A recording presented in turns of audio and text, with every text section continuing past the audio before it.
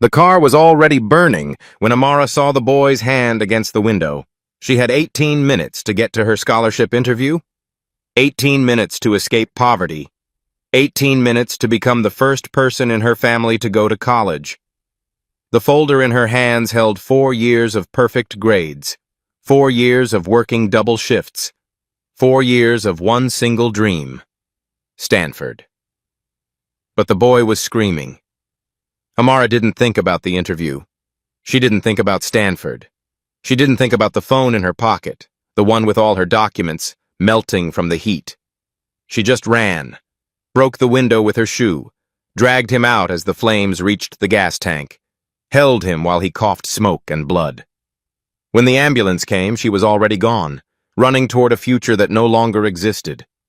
What Amara didn't know, she'd just saved the son of the most powerful man in the city, and he was watching.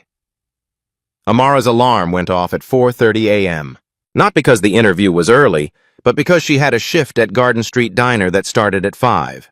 She moved quietly through the apartment.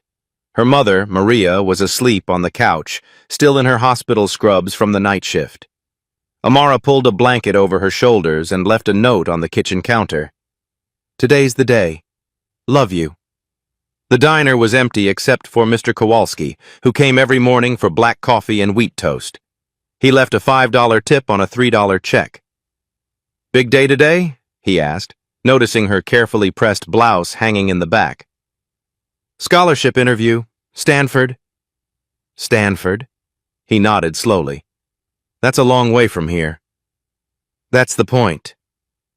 At 10:47 a.m., Amara clocked out. Her manager, Ruby, squeezed her hand. "Go get it, baby. Show them what Southside girls are made of." The bus was late. It was always late. Amara stood at the stop, folder clutched against her chest, rehearsing answers in her head. "Why do you want to attend Stanford?" "Because I want to build systems that work for everyone, not just people who can afford them." "What's your greatest weakness?" "I care too much. I can't walk past someone who needs help." She checked her watch. 40 minutes until the interview. Plenty of time. Across town, Connor Mitchell woke up angry. The argument with his father had started at breakfast and hadn't really ended. It just ran out of room in the conversation. "Your grades are slipping," Richard Mitchell said, not looking up from his tablet. "Yale won't accept mediocrity." "I don't want Yale." "Then where do you want to go?" "I don't know. Somewhere that doesn't feel like another version of this." Richard finally looked at him. "This?" He gestured at the marble countertops, the floor-to-ceiling windows overlooking the estate grounds. "You mean comfort? Security? Opportunity?" "I mean expectation." Connor pushed back from the table. "I'm not you, Dad." "No, you're not." The words hung in the air like smoke. Connor grabbed the keys to his car, the BMW his father bought him for his 16th birthday, the one that felt more like a leash than a gift. He didn't have a destination. He just needed to drive. He took Riverside Avenue because it was fast and empty. He was going 70 in a 45 when the light turned red. He didn't see it in time. The utility pole came out of nowhere, or that's how it felt. Metal screamed. Glass shattered. The airbag hit Connor's chest like a fist. Then silence. Then smoke. He tried the door. Jammed. The window wouldn't budge. The smoke was getting thicker, black and choking. He could taste metal in his mouth. Blood or fear, he couldn't tell. His phone was somewhere on the floor, out of reach. The car was tilting forward, the hood crumpled against the pole. Something was hissing. Something was dripping. He pressed his hand against the back window and screamed. Amara was half a block away when it happened. She felt the impact in her chest, a deep boom that rattled windows. She turned and saw the smoke rising, thick and black. People were already gathering, phones out, filming. Nobody was moving toward the car. Amara checked her watch. 18 minutes. She thought about her mother, asleep on the couch in her scrubs, about Mr. Kowalski's $5 tip, about Ruby saying, "Show them what Southside girls are made of." She thought about the essay question she'd spent 6 months perfecting. Describe a moment when you had to choose between what was easy and what was right. Amara started running, not toward the bus stop, toward the fire. Her folder hit the sidewalk. Papers scattered, transcripts and recommendation letters lifted by the wind and carried away like snow. She didn't look back. When she reached the car, the heat was so intense it felt like standing inside an oven. The boy inside was pounding on the window, his face streaked with blood. Amara pulled off her shoe, the one she'd polished that morning, and swung it against the glass. Once, twice, 3 times. The window spiderwebbed, then shattered. She reached through, unlocked the door, grabbed the boy under his arms, and pulled. He was heavy, heavier than she expected. Her hands were slipping, cut by glass, slick with blood. But she didn't let go. She dragged him onto the sidewalk just as the flames reached the gas tank. The explosion threw them both forward. Amara covered the boy's body with her own until the heat subsided. When she looked up, her phone was melting in her back pocket. Her white blouse was black with soot and red with blood. The boy was breathing. Amara heard sirens in the distance. She stood up, legs shaking, and started running again. Toward the bus stop. Toward her interview. Toward a future that was already gone. Amara arrived at the scholarship office 23 minutes late. Her hands were wrapped in her ruined blouse, blood seeping through the white fabric. Her face was streaked with ash. She smelled like smoke and gasoline. The receptionist looked up from her computer, eyes widening. "I'm here for the Stanford scholarship interview," Amara said, breathless. "Amara Williams. I know I'm late, but there was an accident. A car caught fire and I had to help someone and my phone. The committee left 15 minutes ago." The receptionist's voice was soft, apologetic. "I'm sorry. They have a strict policy about punctuality. Please, I've been preparing for 4 years. Can you call them? Can they come back? I can explain." "Ms. Williams."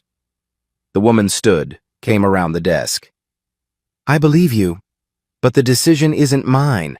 The committee chair, Dr. Morrison, she's very particular about protocol. No exceptions. There's a number I can call? Someone I can talk to?" The receptionist wrote something on a business card. "This is the emergency appeals line. Leave a message. But I have to be honest with you. In 5 years, I've never seen them overturn a missed interview." Amara took the card with shaking hands. "Thank you." Outside, she sat on the steps and called the number. It rang 4 times, then went to voicemail. "Hi, this is Amara Williams. I was supposed to interview today at noon for the Stanford scholarship. I'm calling because there was an emergency, a car accident. Someone was trapped and I had to help pull them out. My phone was destroyed in the fire and I have documentation from the scene. Please, I'm asking for another chance. Just one more chance. This scholarship means everything to me." Her voice cracked on the last word. She hung up and stared at her wrapped hands. The bleeding had stopped, but the pain was starting to register, sharp and hot. The bus ride home took 40 minutes. Amara counted every red light, every stop, every person who got on and off. She tried not to think about the interview questions she'd never answer, the campus she'd never see, the future that had slipped through her bloody fingers. Maria was awake when Amara walked through the door. "Baby, what happened to you?" Amara couldn't speak. She just stood there, ash on her face, blood on her hands, the smell of smoke in her hair. Her mother pulled her into an embrace. "Tell me." So Amara told her about the crash, the boy, the choice, the interview she missed, the voicemail she left. Maria didn't say anything for a long time. Then she kissed Amara's forehead. "You did the right thing." "The right thing cost me Stanford. Some things cost more than others. But you saved a life, Amara. That boy gets to go home because of you. And I get to stay here." The next morning, the email arrived. "Dear Ms. Williams, We regret to inform you that due to your absence from the mandatory scholarship interview on November 3rd, your application has been withdrawn from consideration. Per our program policy, no exceptions can be made for missed interviews, regardless of circumstance. We wish you well in your future endeavors. Sincerely, Dr. Patricia Morrison, Mitchell Scholarship Program Director. Amara read it 17 times. Each time the words felt colder. She called the emergency line again, left another message, then another. On the third call, a woman answered. Mitchell Scholarship Program, this is Helen. Hi, yes, my name is Amara Williams. I left messages about my missed interview. I was in an emergency situation and I have proof. Hospital records, police reports. I'm begging you, please just let me explain to someone. Ms. Williams, I have your file here. Dr. Morrison reviewed your messages.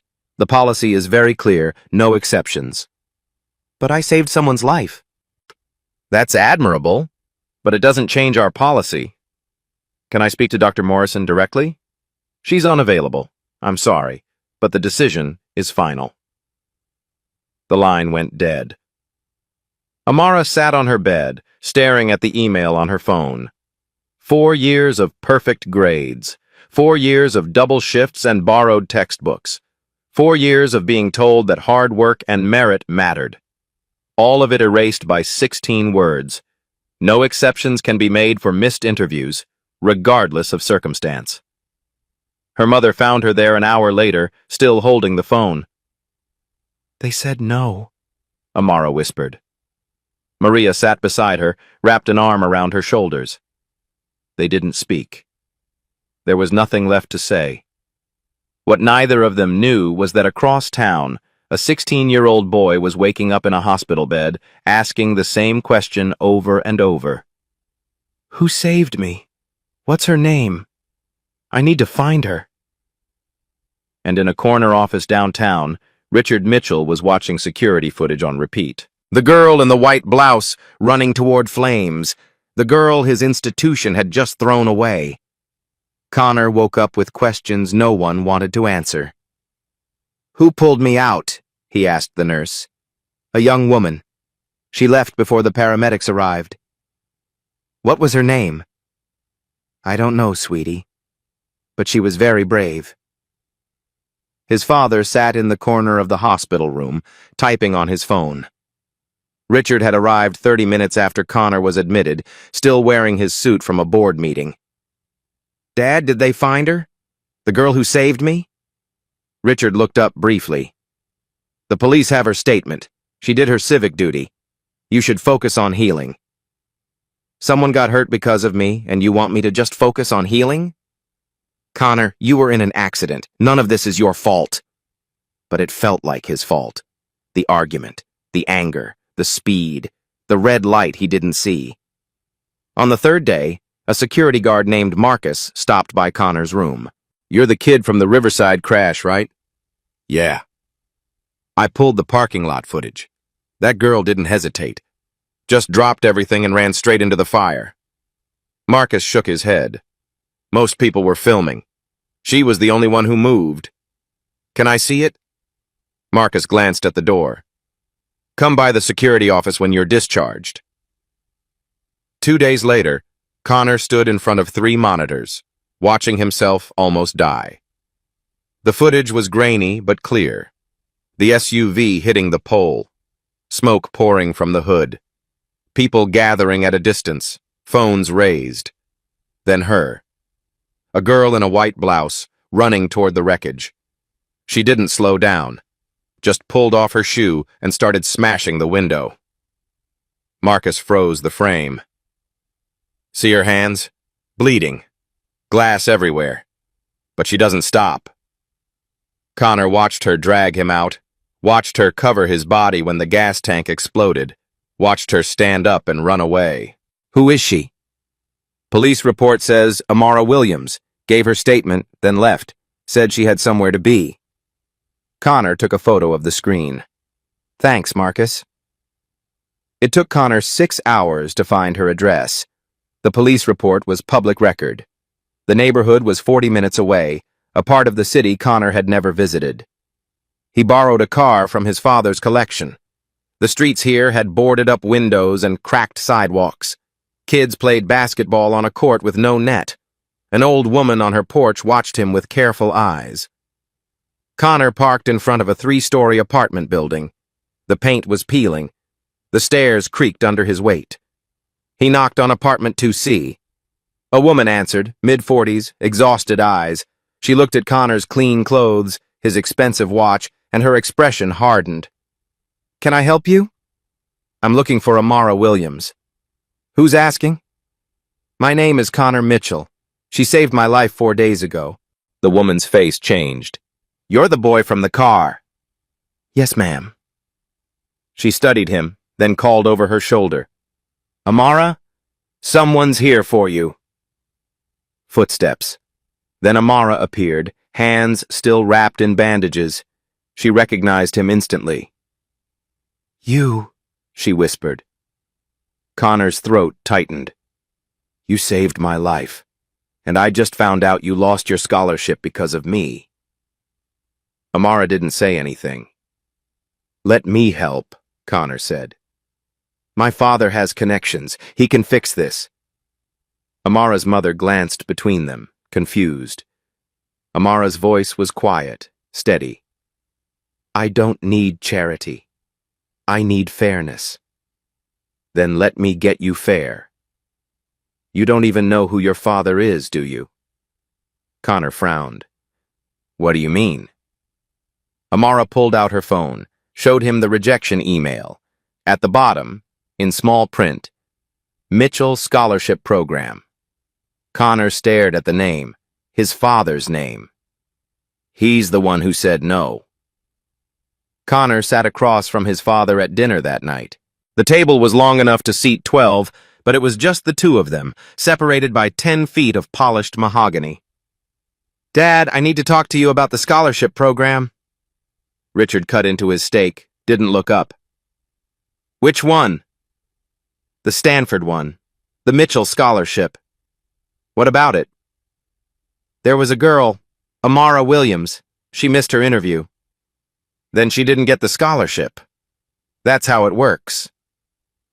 Connor pulled out his phone, turned it toward his father. The security footage played on the screen. Amara running toward the burning car. Amara breaking the window. Amara dragging Connor to safety. "She missed her interview because she was saving me. Your son. And your program rejected her." Richard glanced at the video, then back at his plate. "I'm sure there were circumstances. The committee handles these decisions. I don't interfere." "She called. She left messages. She explained everything. And someone sent her a form letter." "The committee chair follows protocol." "She followed protocol right off a cliff." Connor's voice rose. "This girl had a 4.0. She worked 2 jobs. She was perfect. And your committee threw her away because she was 20 minutes late saving someone's life." Richard set down his fork. "Connor, I understand you're grateful, but we can't make exceptions every time someone has a story. If we did, the entire system would collapse. It's not a story. She saved my life and you punished her for it." "I didn't punish anyone. The committee applied the rules fairly." "Did they?" Richard's eyes narrowed. "What does that mean?" Connor didn't answer. He left the table and went to his room. It took him 3 hours to find what he needed. His father's office was locked, but Connor knew where the spare key was hidden. He slipped inside at 2 in the morning and opened the filing cabinet marked Scholarship Committee, Internal. The minutes from the past 3 years were organized by date. Connor photographed every page. September 2023. Motion to grant extension to applicant Jennifer Hartwick. Missed interview. Father is Senator Hartwick. Approved unanimously. March 2023. Motion to waive academic probation for applicant David Carter. 2.8 GPA. Father is Carter Technologies CEO, major donor. Approved 4-1. November 2022. Motion to reschedule interview, 4th time, for applicant Madison Pierce. Mother is Pierce Media Group founder. Approved unanimously. 7 exceptions in 3 years, all for children of wealthy donors. But Amara Williams got nothing. The next morning, Connor dropped the printed pages on his father's desk. You did make exceptions, just not for her. Richard looked at the documents. Where did you get these? Your filing cabinet. You made 7 exceptions in 3 years. Those were unique situations. Unique how? Because their parents donated money? Those families have relationships with the institution. That's how philanthropy works. Donors support programs, and in return, their kids get special treatment, while girls like Amara get form letters. Richard stood. You don't understand what it takes to keep a program running. Those donors fund scholarships for dozens of students. If we alienate them over one missed interview, so money talks. That's the principle.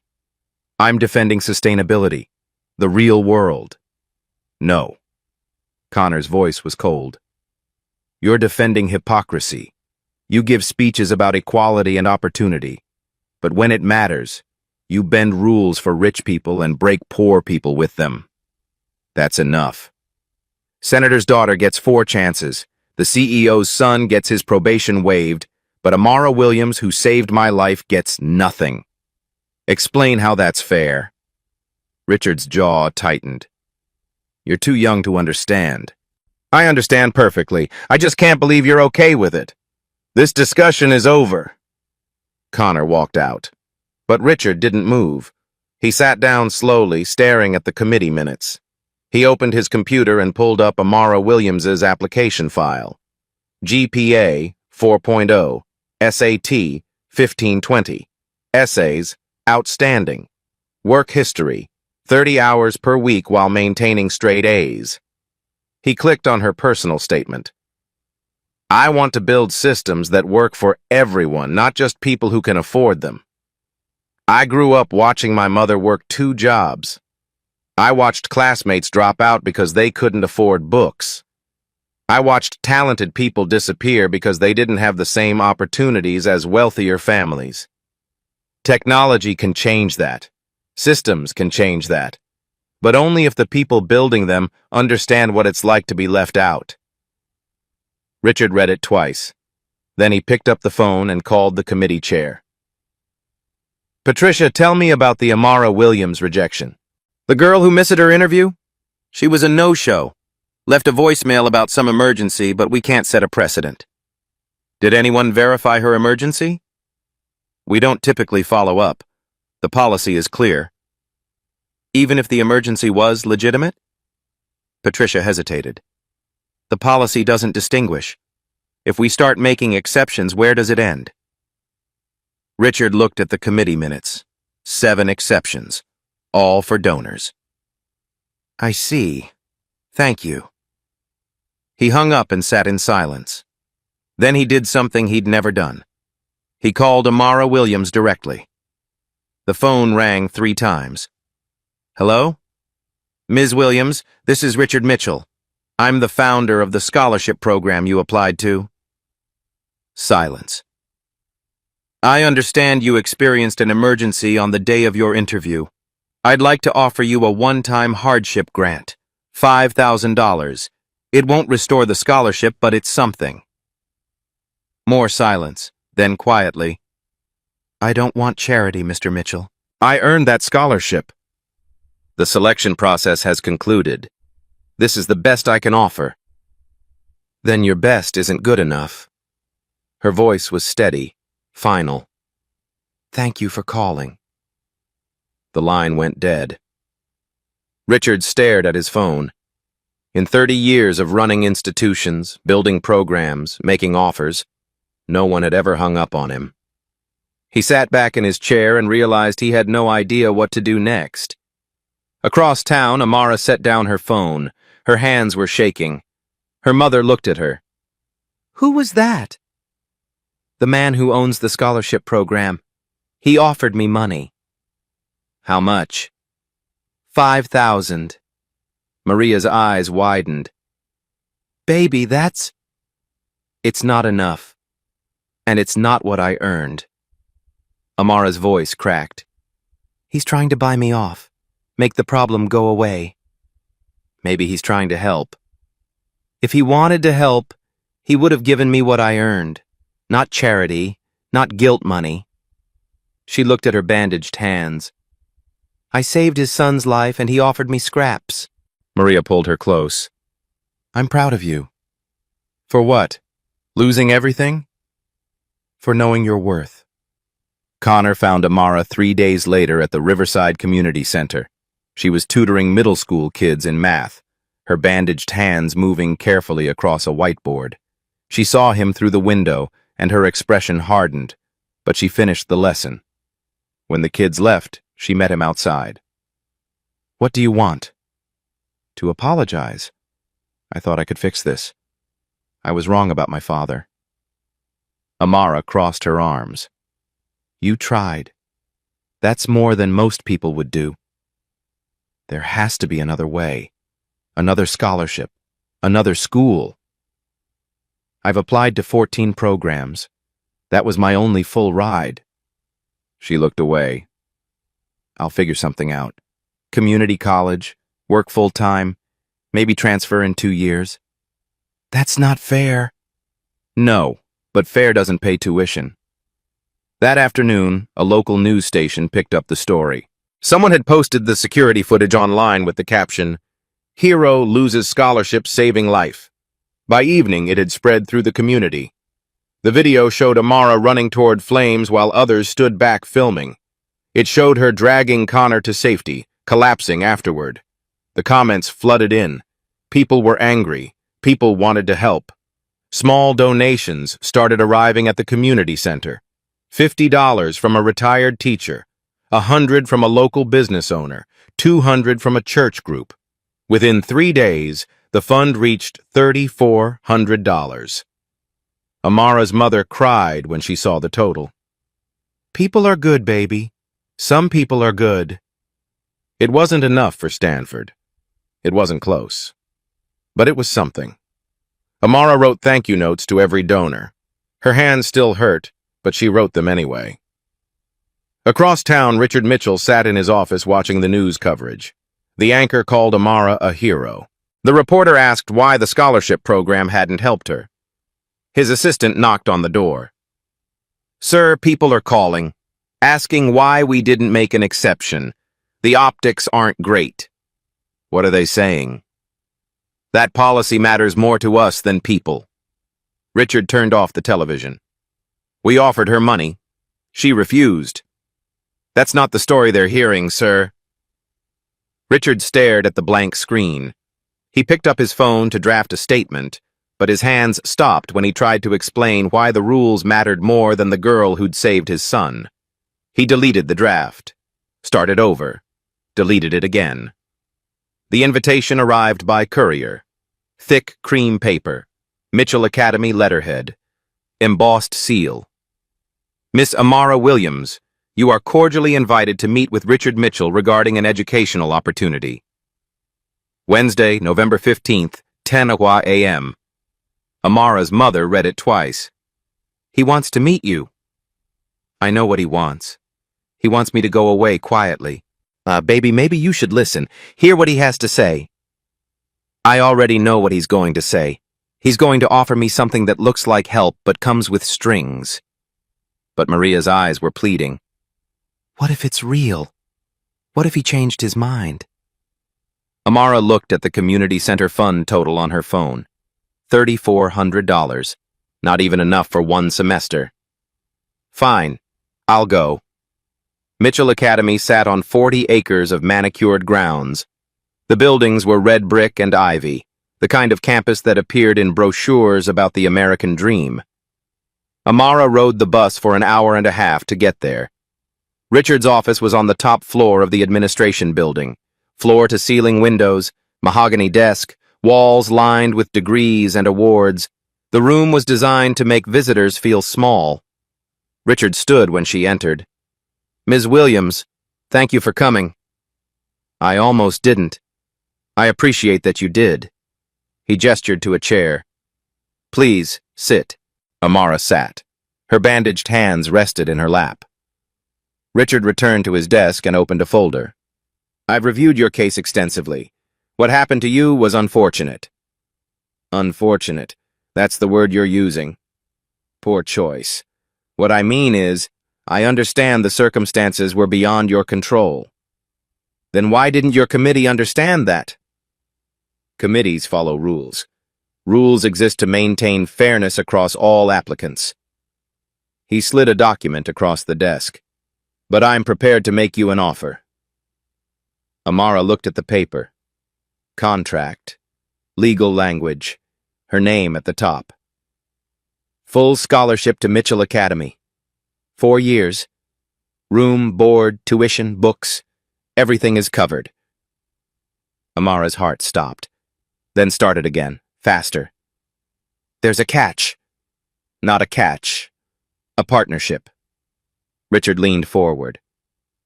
The scholarship comes with a public relations component, media appearances, promotional materials. You'll be the face of our redemption story. The girl who we helped after the tragedy. It's good for you. Good for us. Everyone wins. Amara read the contract. The words blurred together until she reached page 3. Recipient agrees to participate in approved media events and promotional activities. Recipient agrees to refrain from making negative public statements about Mitchell Academy or its programs. Violation of these terms will result in immediate termination of scholarship and repayment of all funds disbursed. You want to use my face to cover up what your system did wrong. I'm offering you an education. Most people would be grateful. Most people didn't earn it like I did. Richard's expression hardened. Ms. Williams, I'm trying to help you, but I can't do that if it's going to be difficult. Difficult. Because I won't smile for your cameras and pretend everything's fine. Because you won't accept a generous offer that solves your problem. Amara stood. It doesn't solve my problem. It buries it. You get to tell people you helped the poor black girl. I get to smile and say thank you while you pretend your system isn't broken. The system isn't broken. It's just not designed to bend for individual circumstances. It bent 7 times in 3 years, just not for me. Richard's face went pale. How do you know that? Your son told me, Senator's daughter, CEO's son. All of them got exceptions. But I get this. She tapped the contract.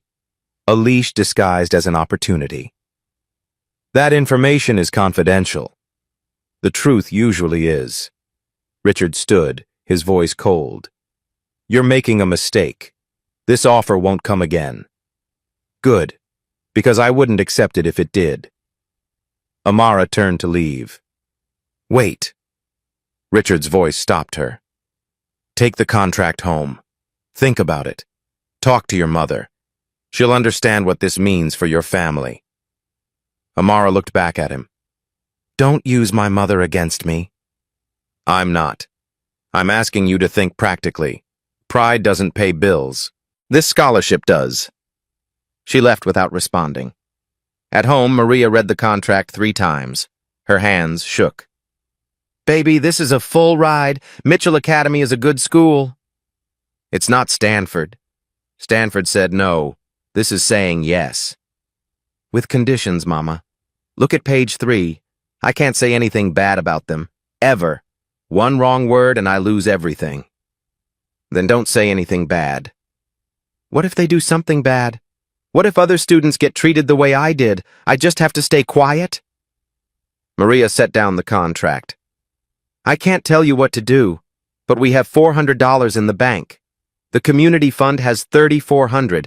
That's not even 1 semester anywhere. This is 4 years. Free. It's not free if it costs my voice. Sometimes we have to compromise. You raised me not to. Maria's eyes filled with tears. I raised you in a world where we can't afford principles, where people like us take what we can get and say thank you. I can't do it, Mama. Then what are you going to do? Amara didn't have an answer. The signing was scheduled for Friday. Richard had arranged for the media to be present. Local news stations, the school paper. It was supposed to be a feel-good story, a redemption arc. Amara arrived at 10 o'clock wearing the same white blouse she'd worn to the interview, the one she'd washed 3 times to get the bloodstains out. The office was crowded. Reporters, cameras, Richard's assistant with a fake smile. Richard stood behind his desk. The contract sat in the center, pen beside it. "Ms. Williams, welcome. We're so pleased you're here." The cameras turned toward her. Lights flashed. "Before we begin," Richard said, "I'd like to say a few words about second chances and the importance of helping young people overcome adversity." He spoke for 5 minutes. The cameras recorded every word. Then he gestured to the desk. "Amara, if you'd like to come sign." She walked forward slowly. Her hands were shaking. She picked up the pen. It was heavy, expensive, the kind of pen that signed important things. She looked at her signature line, at the cameras, at Richard's satisfied smile. Her hand moved toward the paper. The door burst open. Connor stood in the doorway, breathing hard. "Wait. Don't sign. Everyone needs to see something first." Richard's face went dark. "Connor, this is not the time." "It's exactly the time." Connor pulled out his laptop. "Before anyone signs anything, you should all know the truth." He plugged the laptop into the projector. The screen lit up behind Richard's desk. And the real story began. Connor's hands moved quickly across the keyboard. The projector screen filled with documents. "This is the Mitchell Scholarship Committee minutes from the past 3 years. Public record. I filed a Freedom of Information request."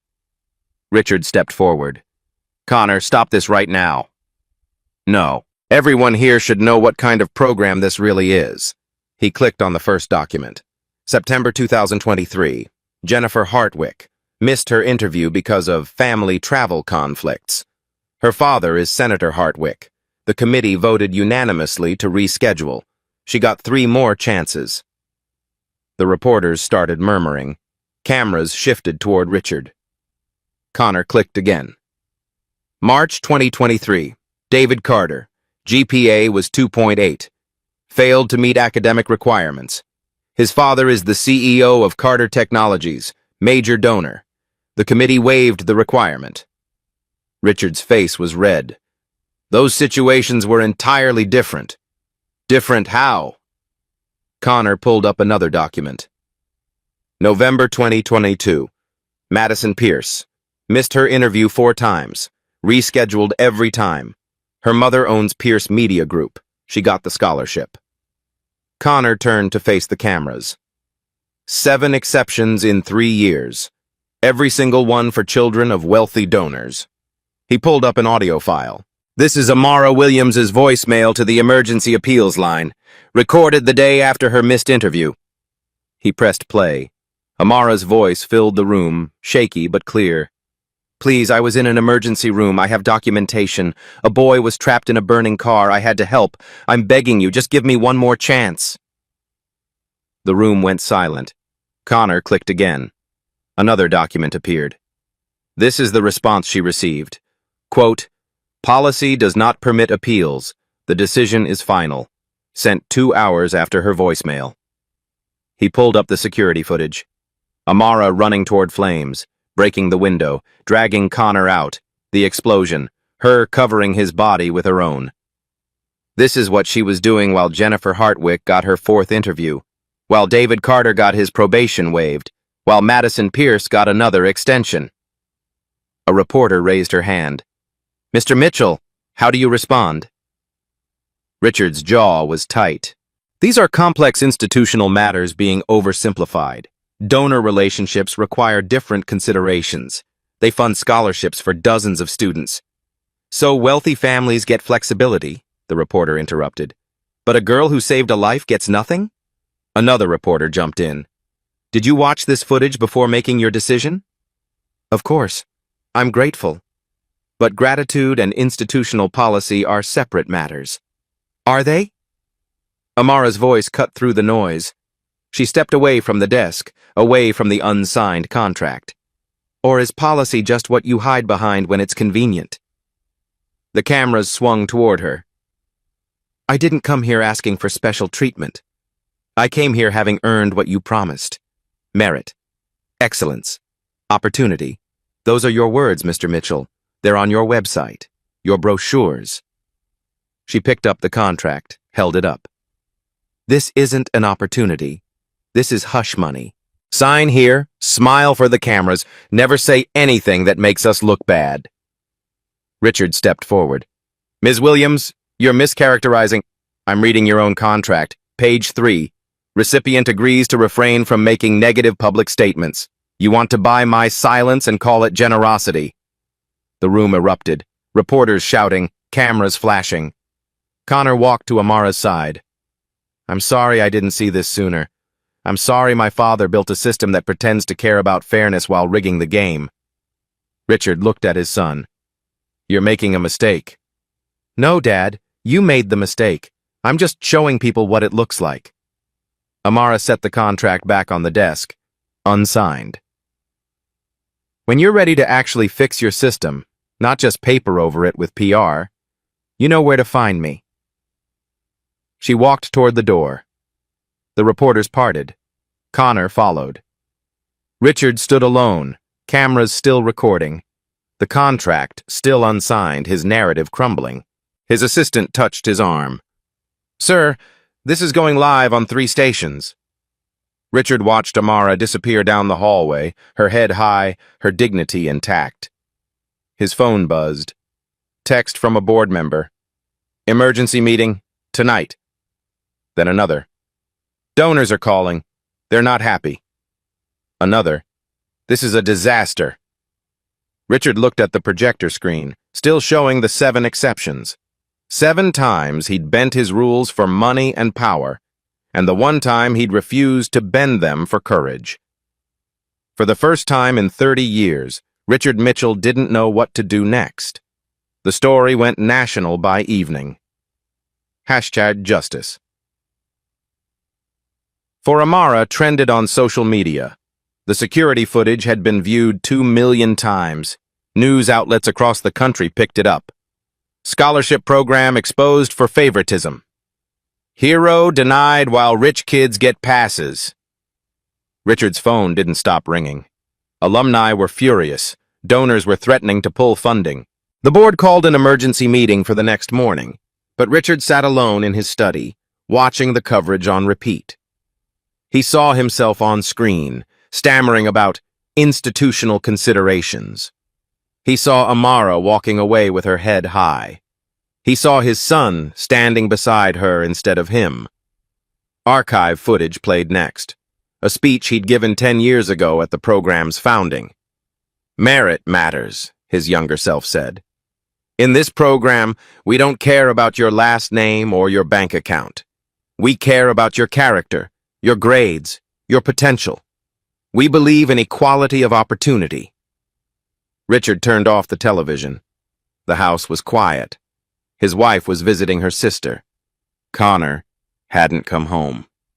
Richard poured himself a drink and sat in the dark. Around midnight, he heard the front door open, footsteps in the hallway. Connor appeared in the doorway. I didn't think you'd come back tonight, Richard said. I didn't plan to, but we need to talk. If you're here to tell me I'm a hypocrite, I've heard it from everyone else. I'm here because I need to understand. Why did you do it? Richard looked at his son. Do what? Build something good and then corrupt it. You created that program because you believed in fairness. I've read your speeches. I know you meant it once. Richard was quiet for a long time. It's complicated. Then uncomplicate it. Richard set down his glass. When I started the program, I had nothing. No donors, no funding, just an idea. But ideas don't pay for scholarships. Money does. And money comes with strings. So you sold out. I made compromises. There's a difference. Not to Amara, there isn't. Richard's jaw tightened. That girl hung up on me. I offered her $5,000 and she refused. It wasn't an opportunity, Dad. It was a bribe. You were trying to make the problem go away without actually fixing anything. I was trying to help.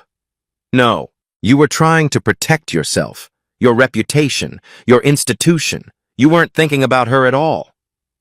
Of course I was thinking about her. Then why didn't you give her what she earned? Why the contract? Why the conditions? Richard stood, walked to the window. The estate grounds were dark, empty. You don't understand what it takes to run an institution. Politics, the compromises. If I alienate the donors, the whole program collapses. Dozens of students lose their funding. So one girl gets sacrificed so dozens can benefit. That's the math you're using. That's the reality. It's a coward's reality. Connor's voice was hard. You taught me to stand up for what's right. You taught me that character matters more than convenience. But when it actually cost you something, you chose convenience. I chose sustainability. You chose power. You chose comfort. You chose a system that works for you. Connor stood. I watched that footage 20 times today, Dad. I watched her run toward fire while everyone else ran away. I watched her drag me out. I watched her cover my body with hers when the car exploded. His voice cracked. She didn't think about the cost. She didn't calculate the risk. She just did what was right. And you punished her for it. Richard turned from the window. I didn't punish her. You did. You built a system that says her courage is worth less than a senator's donation. You looked at her bleeding hands and said, policy doesn't permit exceptions. The committee made that decision. You let them. You're the founder. You have the power to override them. But you didn't. Not until the cameras were rolling, not until your reputation was on the line. Richard sat back down, suddenly exhausted. What do you want from me? I want you to be the man you told me to be, the man who gives speeches about merit and fairness. That man is an idealist. The world doesn't work that way. Then change the world. You have the power. You have the platform. It's not that simple. It is exactly that simple. You just don't want to pay the price. Richard looked at his son. Connor was 16, but in that moment he looked older, wiser, more certain than Richard had felt in years. If I make exceptions for her, every rejected applicant will demand the same. Good. Let them. Review every case. Look at the circumstances. Build a real appeals process. The donors won't accept it. Then find better donors. Find people who actually believe in what the program is supposed to stand for. Richard rubbed his face. You're asking me to dismantle everything I've built. I'm asking you to rebuild it the right way, or admit that everything you've built is a lie. Connor walked to the door, then stopped. I used to be proud to be your son. I used to think you were someone worth admiring. Prove to me I wasn't wrong. He left. Richard sat alone in the dark. The next morning, he didn't go to the board meeting. He went to Amara's neighborhood. He found her at the community center, tutoring the same group of kids. She looked up when he entered, surprise flashing across her face. Mr. Mitchell. Ms. Williams. Can we talk? Privately?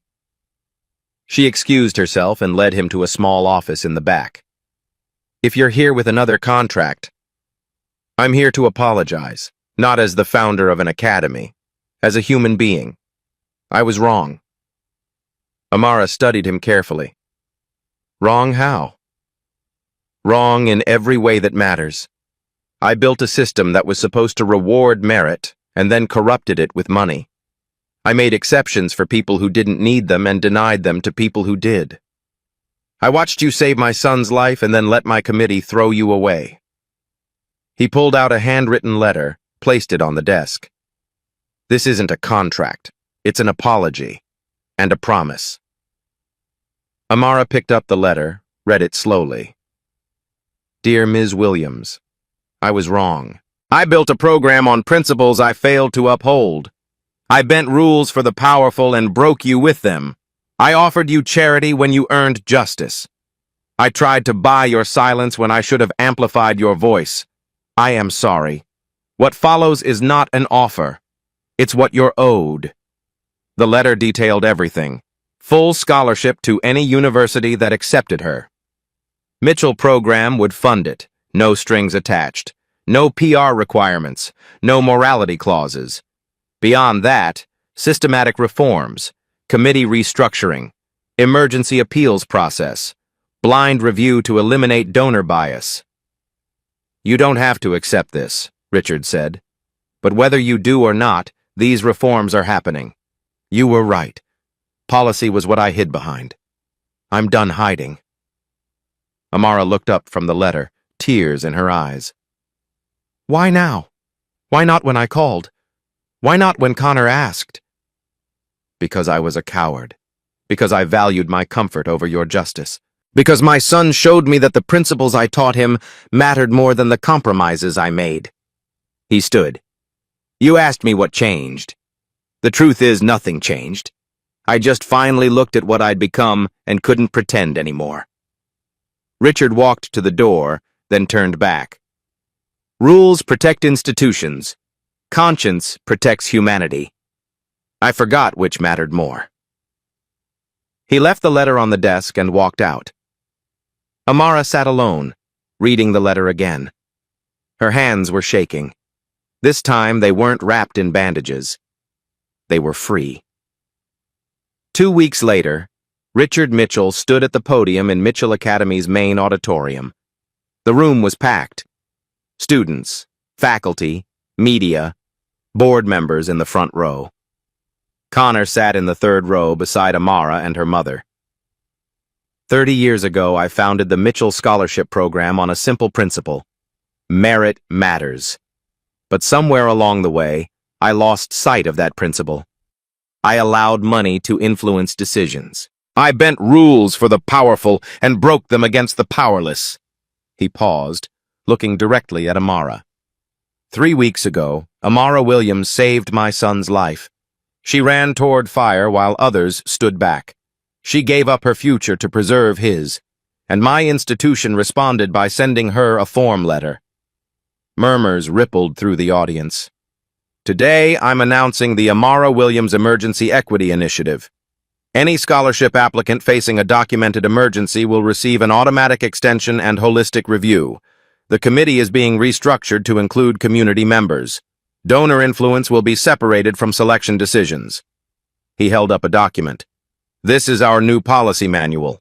It's not perfect, but it's honest. And it's a start. The auditorium was silent. Ms. Williams, would you join me?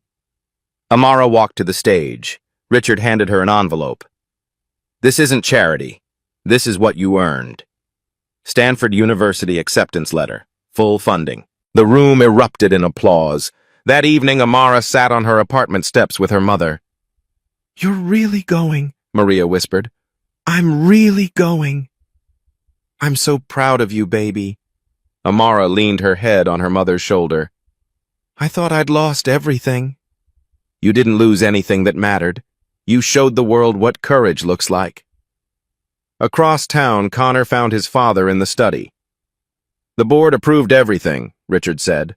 The reforms, the funding. Good. Richard looked at his son. Thank you, for being braver than I was.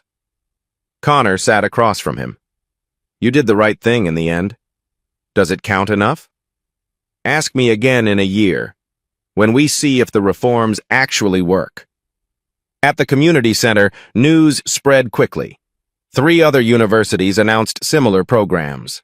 Local students started applying in record numbers. Amara returned every dollar from the community fund, asking donors to give it to the new equity fund instead. One note went to Mr. Kowalski. Your $5 tips helped me believe someone cared. Now I get to help others believe the same. 6 months later, the day before leaving for Stanford, Amara returned to Riverside Avenue. Someone had placed a memorial at the intersection, a plaque on the utility pole, where courage met opportunity. Connor was already there. Thought you might come here, he said. I needed to see it one more time. Any regrets? Amara looked at the spot where the car had burned. None. You? Not anymore. They stood in silence. Thank you, Connor said, for saving my life. Thank you for helping me save my future. 1 year later, Amara's dorm room at Stanford overlooked the quad. Her computer science textbooks were stacked on the desk beside a framed photo of her mother. Her phone rang. Richard Mitchell's name appeared on the screen. How are the studies? He asked. Challenging? Perfect. Good. I wanted to tell you we have 47 students in the equity program now. Thought you'd want to know. That's 47 futures changed. Thank you for actually doing it. Thank you for showing me it needed to be done. At Mitchell Academy, Connor now led the youth outreach program. He worked with students from Amara's old neighborhood, helping them navigate applications and essays. One girl asked him, "Did your dad really change his whole system for one person?" Connor smiled. He changed it because one person showed him what he'd lost sight of: conscience. Split screen. Amara in a computer lab at Stanford, coding. Richard reviewing equity program applications, approving 3 more emergency extensions, both working to create opportunity. Amara's voiceover. People ask if I regret missing that interview. I don't. Sometimes the best opportunities come from the hardest choices, and sometimes the most powerful people just need someone brave enough to show them a better way. Fade to black. Text overlay. Every year, talented students lose opportunities due to circumstances beyond their control. Institutions can do better. We all can. Share this story. Demand fairness. Create opportunities. Final card. Based on the belief that kindness, fairness, and opportunity should be accessible to everyone.